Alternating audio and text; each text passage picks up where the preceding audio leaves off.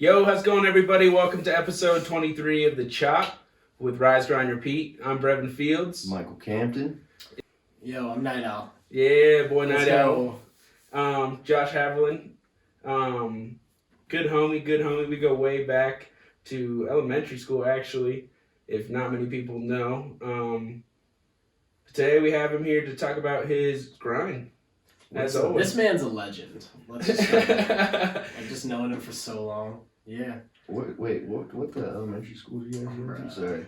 Blue Heron, man. Yes. A lot of OGs. OG. Yeah. A lot of OGs came through Blue Heron. I'm sharp. I just didn't know you went to Blue Heron. I did. I lived right there for a couple of years. For real? Right. The Grant Ranch area? Yeah. What grade was it that you moved out, though? I think I left first grade. Yeah. It's like, it was pretty early on. So it was like kindergarten, So first we grade. hit kindergarten with Doherty. Yeah, Miss Doherty. Dude, she came to my graduation. Did you really? Yeah. Oh my god, she's Yeah, amazing. she's a saint. One of the best. ever. Yeah, no lie. She's so cool. Kindergarten teacher pulling to the graduation. Yeah, that's Sorry. pretty hard. I'm not gonna lie.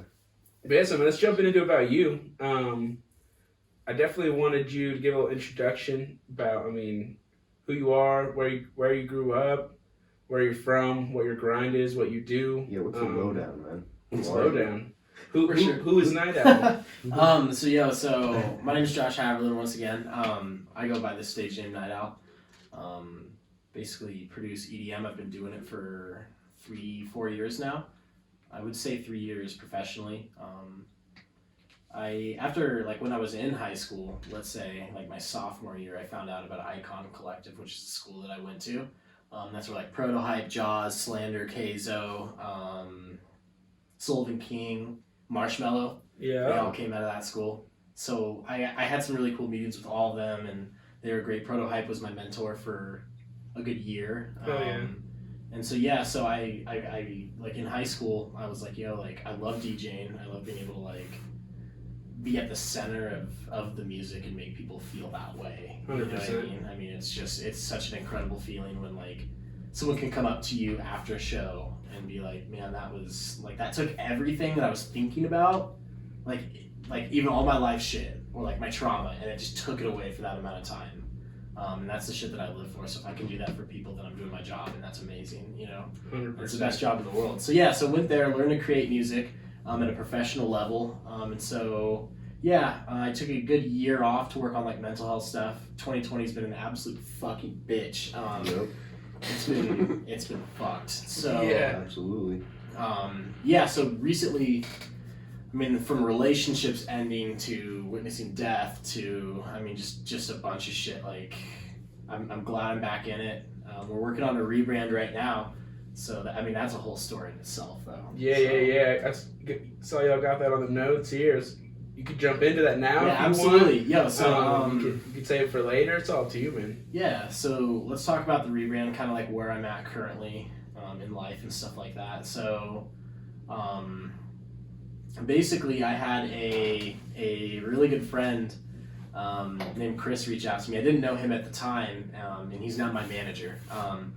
And so basically, the whole entire story and the overarching theme to that is he hit me up to do a live stream because of COVID. No one could do anything, so all the shows ended. True. And so before this, let me just back up. So the kids that I was doing music with in high school had the opportunity to kind of run a venue called the Church Nightclub in Denver.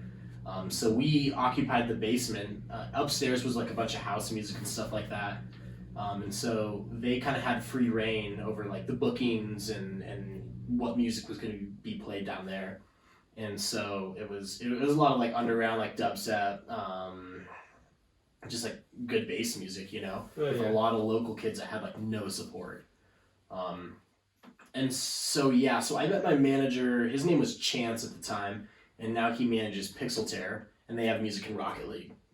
Really? They're fucking huge. So he basically left to LA. Of course, I don't blame him, and kind of abandoned all the local homies. And so we were kind of just left with now what do we do? And that transitioned from December 2019 into, the springtime COVID, right? March hit, and then April was just a fucking shit show. Mm-hmm. So then that began became the year hiatus for the Night Owl project, and nothing really was done. I had a really good release, which was Black Rose, and that is now at 86,000 plays. So every single one of you that fucks with that, like I love you, and it's just such a tune, right? Yeah, it's cool. Like, yeah, we'll see.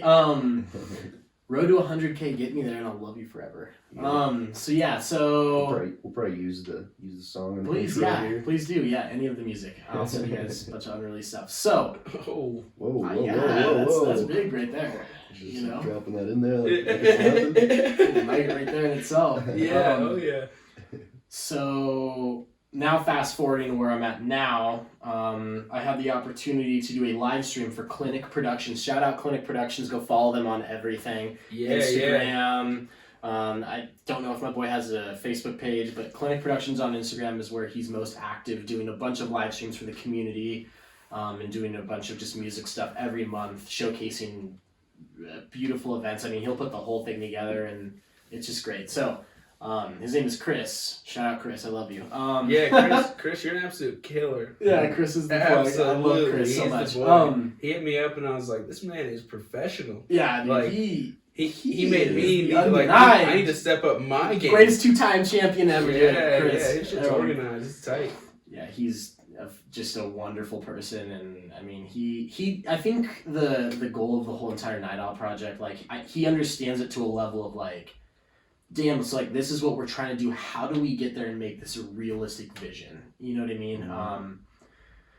And he's so wonderful for that. I mean, the logistical side of things, he takes all the stress off of all the fucking bullshit that, I mean, every music producer has to deal with, so I can just create, and that's just, I love you for that, bro. Like, you have no idea. And so, yes, okay, so we did a live stream, I think maybe 3 months ago. Something like that, and it was really good. He reached out to me actually and was like, hey man, like I love the music, I would love to have you perform and go live on Twitch. And so we did that, and it was fantastic. So after that we kind of developed a relationship. I came to him and I said, hey man, like I know that you're kind of like just starting your journey, as like a venue operations manager, because that's where he's from New York City. So he does all that there, he's just on his own grind, man, all the time. And so I was like, have you ever thought about artist management? And he's like, yeah, like, so we talked about it a little bit, and then we would talk every like Wednesday, ongoing, and eventually he sent over a contract. It looked, I mean, Chris, dude, it looked fire. So it looked legit. Let's try this out. Let's just fucking go for it. And so that's kind of where we're at now. So now getting back to the Night Owl project itself, we are doing a full rebrand. So everything has been deleted on Instagram. This is the first time I've like publicly talked about it. Haven't said anything to anyone. No Snapchats. And it's just been, dropping some heat here. I appreciate that, man. It's been absolutely fantastic. I mean, what's the inspiration behind the rebrand in general? Is it just 2020? Is it everything? I mean, is it like... So yeah, as far as like the hard bass music scene goes, I've always been really good producing melodies, and I've never been really like that great at the sound design that goes behind like the dirty drops, right? Yeah. Melodic shit has always had my heart and soul, and that's kind of why, like, I was like, hey, like, if we're gonna really go into this for the 2021 year, 2022 year, and so forth, and we're gonna rebrand, I'm gonna do this shit my way about the music I care about, Yeah. Icon, I think it was really drilled into us. Like, the whole motto was like, you weren't born original, don't die a coffee, And so I'm like, like, I need to go chase my sound, find that, and just see how that does, right? And it's so easy to sit there and kind of just sound like the next like Marshmello, Datsik, like whatever, right? Yeah. Rez, or like whatever it is. But it's really hard to abandon all that, say fuck that, and do your own thing, because you never know how it's going to be perceived, and so that's kind of been the goal as far as what I'm doing currently. Oh yeah. It's really taking it into your own hands, I guess, and exploring your sound and creating who you are. Yeah. I mean, I really like that. Something I shared, it was not too long ago. Like I re-brought it up from a post I did on Instagram. Was I said, life isn't about finding who you are; it's about creating who you are. I mean, if you're always like searching, you might not find the right thing. So like, why not take the action to create it yourself? Because I mean, I think we all have that power, 100%. Anything you think? Anything you could go off there? No, man, I think you wrapped it up. Yeah. You put a bow on it too. So I guess one thing you wrote down here with the rebranding is like upcoming EPs and tracks. Is that part of the rebranding? Obviously. Yeah. So here we go. As far as the Night Owl project and where it stands right now, I have 6 really good tracks that I'm like really proud to share with the world. And I really do think that it's going to resonate with a lot of people, especially because it comes from like the heart and the soul. You know what I mean? Like that's always been the most important thing. When I was at Icon, we did so much work as far as the process. I truly personally was never able to work on my project that much. So I think that's why the year hiatus was good for me. And it kind of put things in perspective. Relationships ended and it was fucking wild. So coming back into it, like I said before, I'm going to do the shit my way this time, and see how it goes. So yeah, it's going to be some really good melodic music, I think, and hopefully people dig it.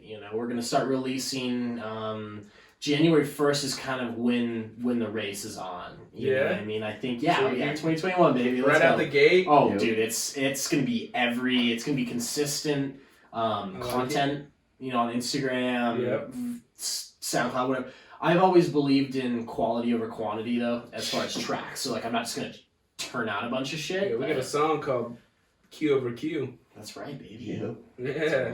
So I feel that, that's the cream of the crop. Y'all do hip-hop, so tell me how that's been. Like, what made you step into that a little bit? I mean, that's been rooted, honestly, the hip-hop. Real. Yeah. I mean, my dad had me growing up listening to it, and, I mean, me and him used to hang out and chill, and we just like freestyle sessions with each other since we met, like freshman year of high school. And then see, weren't those the best? Is just the homies lit. Yeah. Whatever it was, Yeah, we was just spitting bars or like. And then like the homies copped some microphones, and a couple of the other homies started to take it more serious, and like they had the equipment, so we were like, let's jump in. And then recently with what we dropped, I mean, literally, we just use all the equipment we have right here. Yeah. We don't own a lot, Some these YouTube beats and some garage band. I like writing. That's what, You like the process? Definitely. The process is a dream. It's very interesting. I'll sit down and I never really know what's going to happen. That's the thing that we talk about this all the time. It's fucking fucked. We all don't know what the fuck we're doing. No one does. I've had this conversation with many people, right? Like growing up, you think your parents like may have a clue, and then you come to realize that no one fucking knows. No, exactly. You know what I mean? Yeah, it stays relevant too. That's shit. Big nuggets, man. Big nuggets. Yeah. Yeah, it's on a whim. Oh yeah, 100%. So next year you talk about. I want to hear some of your favorite tracks. Did you write that as some of your favorite that you've made? Or maybe even talk about some of your favorite tracks out right now? Like who's inspiring you in the musical? For sure. realm? There's an artist called K?D, and it's pronounced Kid. It's like if Porter Robinson went hard. Okay. So he's pretty sick, man. Like, future bass is tough because if you don't find your own style, then potentially it may not. It may get like old and boring, right? So like being able to like come in with a fresh style, I think is very important. So I'm still trying to figure out how to take the normal formula of what that genre of music is and turn it into my own like what Night Owl encompasses. that will be like the game changer. I feel like I have one track right now that like you've heard. I sent you I think the first one. Yeah. That like, dude, that That was one is. It's it, man. keep that vaulted. I'm trying. Yeah. Yeah, that'll be played at shows. That's a showstopper right there for sure. I have another question too. Well, I guess I feel like as far as people in the musical industry, do you ever feel when you have a track like, I need to sit on this and not release it because it's so good, or do you always be like, oh, it's not done, I need to add more? Like, what makes you feel like a song's finished? Like working So on that's an awesome question. I have a really great friend who will sit on music.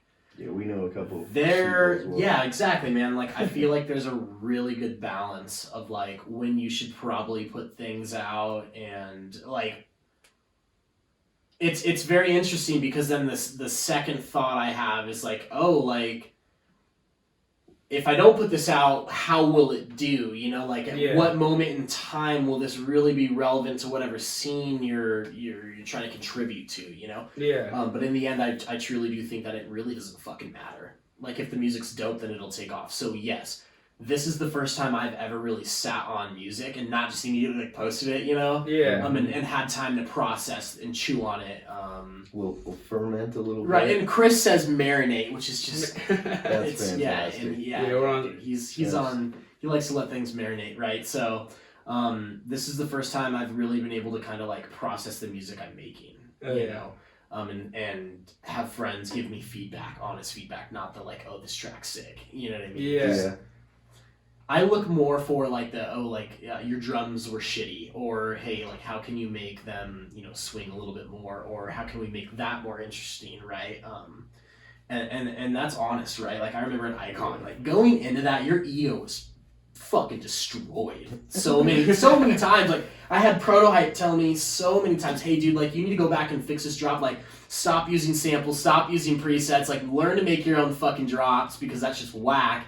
Damn. Yeah, no, it was brutal. So now anytime anyone's like, like it was, I am like, yeah, like what can I do better, you know? Yeah. And that really goes a long way. Oh yeah. You know? Yeah. I think it's just being like a good listener and open to constructive criticism. I think that's, a simple trait that you can apply not only to music, even just fucking life. Right. Yeah.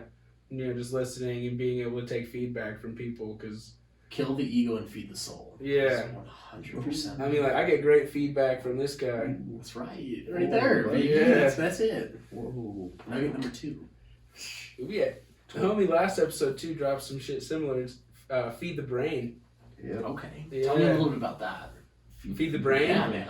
Just knowledge, it's like super important of what you feed your brain. It's also important what we feed our bodies, the food we consume. So it's also important of what we consume media-wise, literature-wise, music-wise, what we feed our brain every day. It's also very important to our health. Do you ever like watch a podcast or read a book and think, hey, like maybe if I were to do this consistently every day, it may be beneficial for like not only your mental health, but like your daily routine?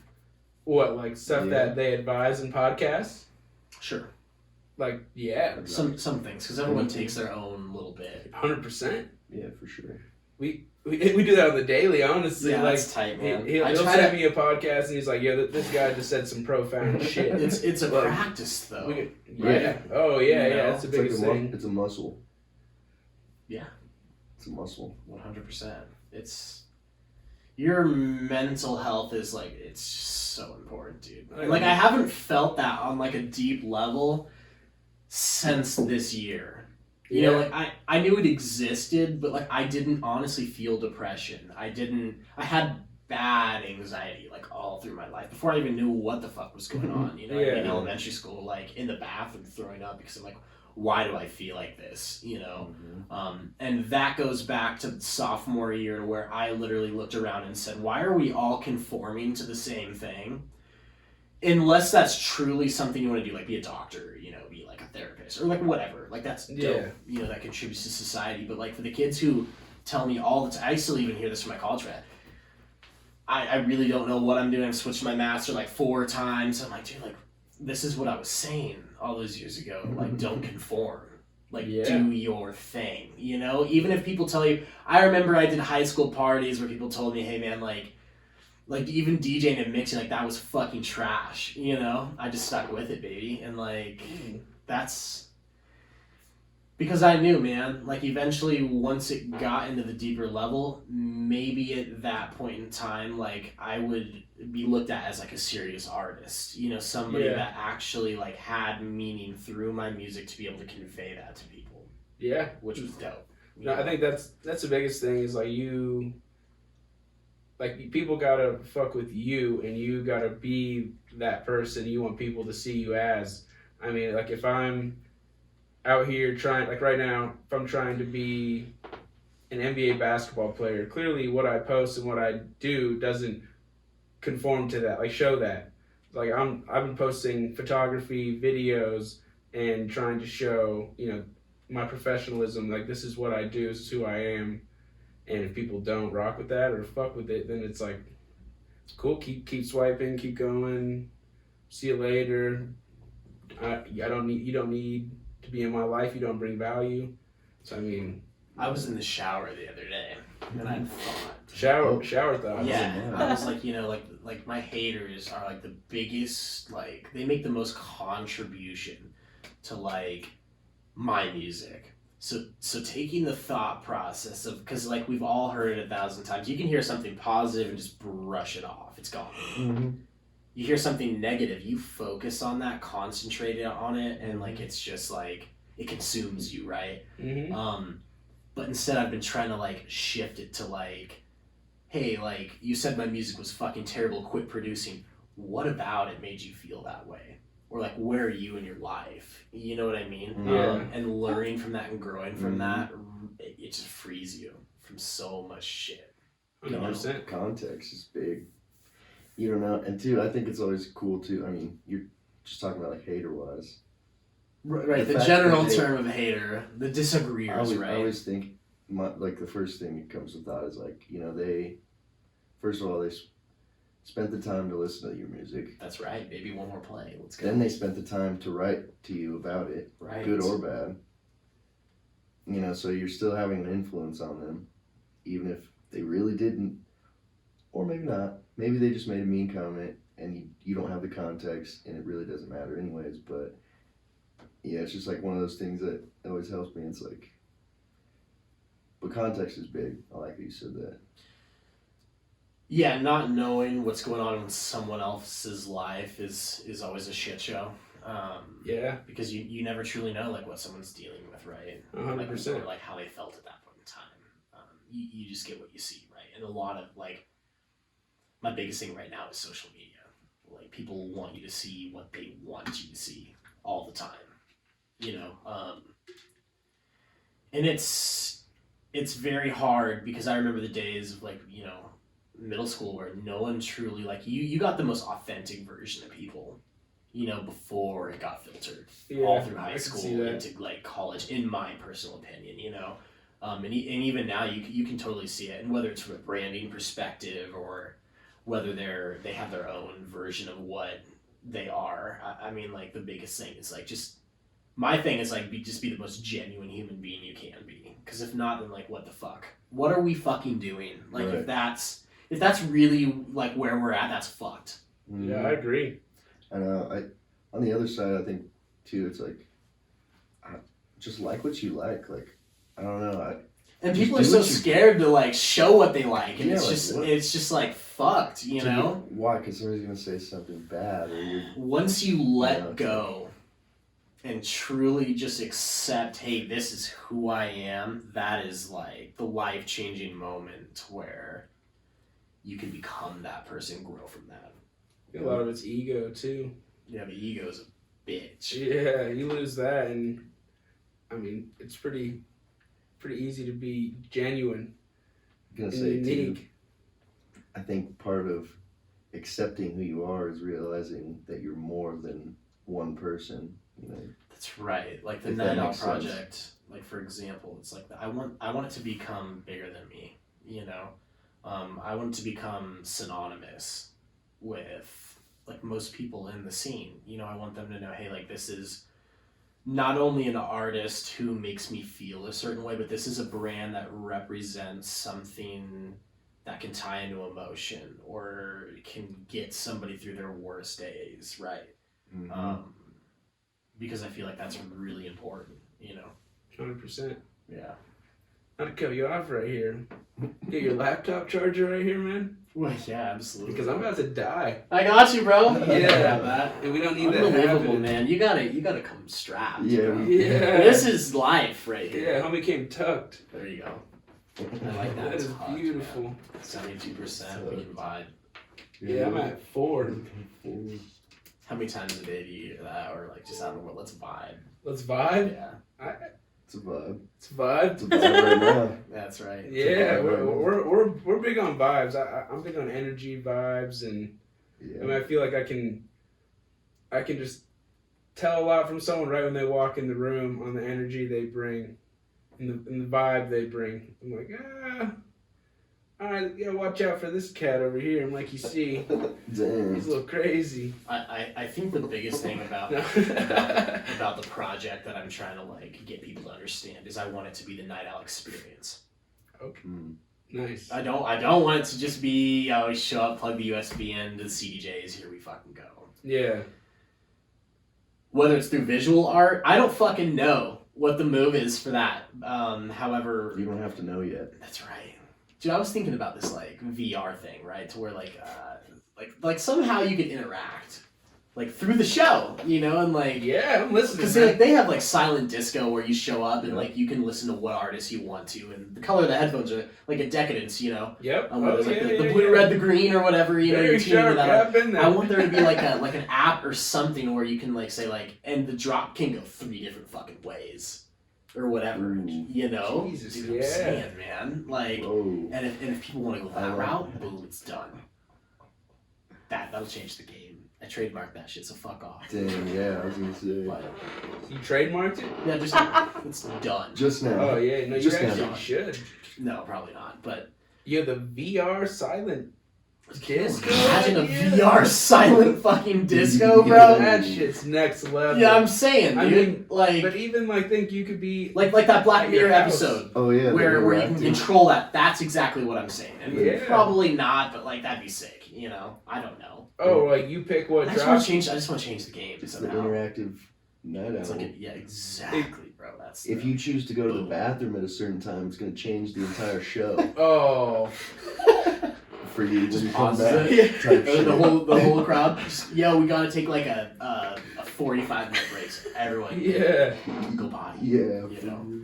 Damn, that's Yeah, crazy. Yeah, I'm gonna be up thinking about that I know, tonight. bro. I'm gonna be dreaming in a VR night owl That shit's experience. crazy. Oh, yo, so yeah, so speaking of like visual arts, we are putting together. So the first release of what we're doing for the rebranding is actually going to have a visual brand. Like we've reached out to a visual artist, and he is doing a bunch of animation work Nice. for each Oh, yeah. song on the EP that is representative of Mm. like the whole experience for that EP. So like Yeah. it'll start at I think the first one is you're in an arcade, and that's where it begins. And each thing, Gotcha. like one of them is Cyber Drive, one of the track names, and it will be like an 80s retro wave like experience, like you know what I mean, like almost Yeah. like old Sega or like That's just Atari. dope. Oh, it's gonna be sick, dude. Yes, So the new brand, I haven't really explained it. It's mostly like 80s synthwave, vaporwave, with a huge anime influence. Okay. And, like, yeah. it's gonna I go know from you're there. big into So, the like, anime. I love Good anime. word. Yeah, It I'm is. sharp. I'm sharp. It is, yes sir, man. You pick up. Yeah, I mean, yeah. If you follow you, I think people should know you're heavy influence by it. Yeah. It's like so representative of like everything in real life that like everyone can visually see, and then it's like talked about, and just the storytelling is phenomenal. Whether it's video games, so huge on video games and anime, that's the brand Yeah. almost. You Yeah, know? one of my homies who dances, Trey Stone.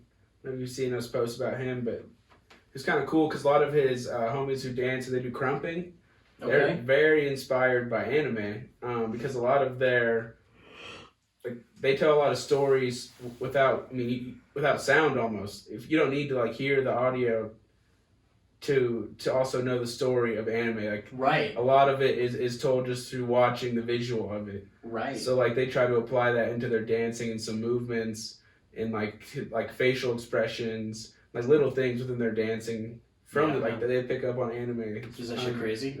Yeah, shit's wild. Yeah, Trey's nice with it. Yeah, Trey's very nice with it. Mr. Stone. Word. Check him out. Dude. Yeah. Forward me that info, dude. That'd be sick. So you talk also about launching a website. All the info. So Chris has decided.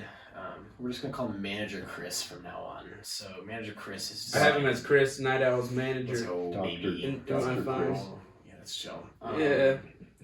So Chris has decided that I think the best course of action. Okay, so we also are getting done an EPK, which is an electronic press kit. So it's almost like a resume for artists that gets sent out to venues. Yep. So where the promoters can be like, oh shit, okay, this is good for this show. Let's book it based on that. Yeah. You know? So the EPK is huge. That's that's everything. All the shows you've played. You know.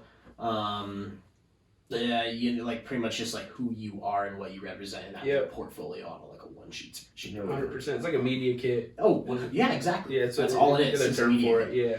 So we're doing that, but he wants to be able to have it be like all in one place, right? To where if promoters wish, they can click on so like in the bio when all that's rewritten for the socials.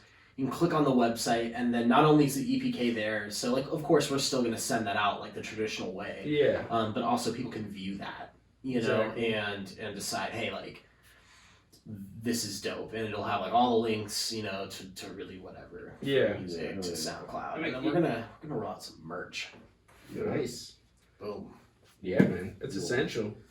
Honestly, people support you. They want to rock your shit. It's essential to have merch. Honestly, and it's so easy these days. And giveaways too, man. That's so important. Yeah. Where can one speak of merch? Where can I get one of those chains, man? Oh man, I have a guy that I'll send you that did all the work for these. This is the owl pendant. The owl pendant. He's got a almost the OVO pendant. I had him do all of it in Swarovski crystal. Diamonds are just, and then there's I think the stone is emerald, but nice. It's just the birthstone. So why not? Because that 12 carat VVS is just fucking out of reach. Yeah, man. So far. You want something to work towards? So far. Well, that's. If you had it now, it'd be like, yeah, I got it. And that's with everything, though, man. Yeah. Yeah, dude. It's just grass is always greener. That's right. It's a good way to just kind of put yourself out there. Whether it's art comes in many different forms. 100%. The shop is its own art form, man. Podcasts are like, it's very interesting to me because people won't pick a book up, but they'll watch a podcast, and whether it's because it's a visual experience and you can witness it unfold, and get good, really dive deep. It's just interesting how people consume content nowadays. 100%. And what works and what doesn't, right? It is. Yeah. 100%. I mean, I wasn't big into books at all, and then he got me into the reading actually this past year. Yeah, you had him dive in, dude. I used to hate reading too. Now we have a library literally outside of our office. In my neighborhood, they have this cool thing where it's like it's almost like a birdhouse, but it contains books. Oh, yeah. The community libraries, right? Bring one, take one. That's right. Yeah. I thought that was so fucking dope. I saw them the other day for food. Really? Yeah, like if you're hungry. Yeah, a lot. I was like, really? And they had this like lever on it that was showing if it was full or empty. Damn. So and it was on the E, next and level of engineering right there. I was just doing deliveries. I should like pinned it or something. That was dope though. You do DoorDash? What do you No. For Polidori. The sausage company, man. Yeah, man. Polidori employs me. Fuck yeah. How you liking that? It's grind, man. It's a blessing, honestly. Literally a blessing. Like I work when I want. Because they do the Rockies games too, right? Like they have like their own. Yeah, they're the official. They're the official. Yeah. When going to a game was a thing, but yeah, they're the official sausage of the Colorado Rockies. Do you miss games? No, I wasn't big into baseball, honestly. Yeah, it was just a check. I'm sorry, but the 8th inning, once you get past like the 3rd fucking inning, dude, I'm ready to go home. I like lacrosse. That's why you need to get there at like the 4th, 5th inning. I feel. That's smart. I've I always never gotten to the fucking game thought of that, at the bro. beginning. Yeah. What? Everybody's like, oh, I want to see the first pitch. Now you see 80 more. So yeah, we kind of went over the background from Icon, the rebranding a little bit. Everyone else can just witness that because I think that'll be a good representation Oh, of yeah, the let- music Let that unfold. Speak for itself. we so then as far as kind of just like where this is getting based out of is, I mean, there will be some shows this upcoming summer, COVID permits it, fucking COVID, in New York City. So that's the next step, and then the East Coast we're going to start to hit cities, hopefully, Okay. and here too, of course, you know, and maybe out in Cali, and Yep. it's time to start moving the train forward. You know, When are all you the trying time. to start these shows? I'm sorry. Yeah, so New York City will be probably the first stop. Do you guys have any like? I mean, I know it's hard with COVID, but like any dates, any kind of? No. Yeah. No, I was it's gonna say I don't know how you would. But it's right, and we're waiting for I think other artists, such as like smaller artists, like for those in the bass scene. Like there's a kid, he's 15 and he's fucking phenomenal. His name's More Kismet. And if he were to decide, for example, hey, like okay, it's time to, because there's a really, I saw this the other day on Twitter. You are getting judged if you're doing shows right now. Like Blunts and Blonde there's a lot of guys. I heard Slander did it too. To where they're doing shows and people are freaking out because it's like no masks and they're promoting a culture that's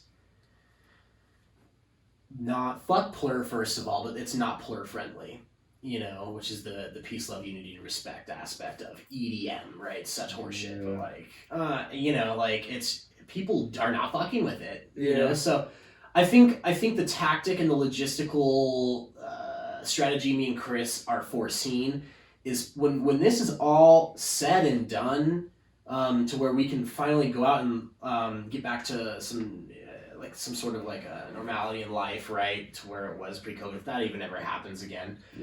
Is people are just going to be so excited to even just get out and do things. Like you could have like you know, country people coming to like EDM shows or like whatever, because people are just like, oh fuck it, like I'll go. We want to, because the scene, think about it, the scene has never really stopped. This has been the first time in a long time where like everything has kind of come to a halt. True. So if we can ride that wave, I think that's maybe the move a little bit, you know, is reintroduce ourselves with the new brand into the scene again as it starts back up. Yeah. So I'll sit here like, where do you see adaptation though, in case that doesn't happen? Yeah, for sure. You have here future live streams. Yeah, who's so doing, he does. I saw like So all these drive-in concerts. right, too. so yeah, that's Denver's Dom Pereira. He does that. Shout out Dom. I opened for Sudden Death before he was even. That was at the Roxy back like 2018, before he was huge. Oh yeah, I saw Sudden Death back in like 2016. And that was sick. So yeah, shout out Dom, kinda sorta. I mean, Amplitude is an awesome company. They're the only ones in Denver currently right now doing the drive-ins right down at that raceway in Colorado Springs, which is really crazy. They have a Zomboy show coming up for January. It's like that's gonna be really. so yeah. So that's the scene I'm kind of trying to still stay a part of, but separate it and become Night Owl though. You know, and grow as that, because that's all bass music. You know, and bass music is fucking amazing. You know, but I really have to chase down this melodic journey. Yep. You know, 100%. And yeah, so drive-ins would be cool, right? So if it doesn't get back to being normal, we'll try to push the live streams, and we're still going to do live streams until we can do live events again. Yeah. And get to the point. The adaptation comes in to where, hey, maybe we're not just like keeping music to ourselves and then gonna release when shows come out again and like do that. Yeah. Maybe we try really hard to push new music to the point to where, hey, like you go semi-viral to the point to where you have a self-sustained like fan base at that point, to where you can do the live streams and that takes place at the shows and live events and stuff like that, to where then money can be made through merch or whatever to promote that. Yeah, it's like Grizz right now. You seen the 12 Days of Christmas? I did, man. He's a G. Like tonight, he just went live, raised Saw that. 53K. I saw that. Like Zed said, they might still be playing right now.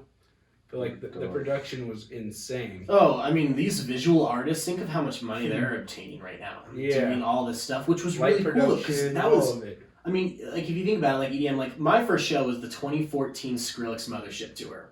Okay. And just witnessing a fucking spaceship, like just there, you know, and like he did that and designed it, and it was just graffiti with like aliens and like just a bunch of dope shit, bro. That like changed my life and the way that I viewed bass music, because I'm like, damn, like you have no idea what it's like until you're there with everybody in the crowd. Like that is the experience, you know. 100%. And that will be maybe the Night Owl experience is how it's perceived and like what I can do for my fan base, you know. So yeah, dude, I don't know, like the whole moral of that was like that's when I feel like people were really like discovering, hey, like visual production is really important. Like I'll never forget the Excision Paradox tour, that was or whatever, dude. His visuals are like that's unmatched. Yeah, you know, that's people will just not even like bob their head anymore. They're watching like wide eyed, you know, to just the visual production. And so I mean, that's what we're trying to figure out right now, like what is going to work best for. And yeah, we'll see. I mean, like I said, I have the EP will be presented in a visual album, so you get to watch it as the story goes, and that's the first thing we'll be dropping. Oh yeah. It's the 3 Hearts Don't Die EP re-released visual album. Oh yeah. I just imagined like walking into this venue, and there's just fucking owls everywhere. Dude, that'd be great, dude. Owls are so majestic, dude. That'd be wild, dude. I don't even know. The Night Owl Cyber experience. owl. Yeah. Oh Boom. gosh. That'd be tight. crazy. Oh yeah, man. Well, I think we bring it to a wrap here. Yeah, fuck yeah, dude. I mean, one thing we like to close it out on is where everyone can find you, get in touch with you, follow your music. Where's the best place? Plugs. Yeah, so plug- I'll plug- be plug it all. I'll be the link tree, I like right? that. So here we go. Take that. So the Snapchat is just NGHT OWL music. The Instagram is NGHT OWL _official, and then SoundCloud is just Night Owl, so NGHT OWL.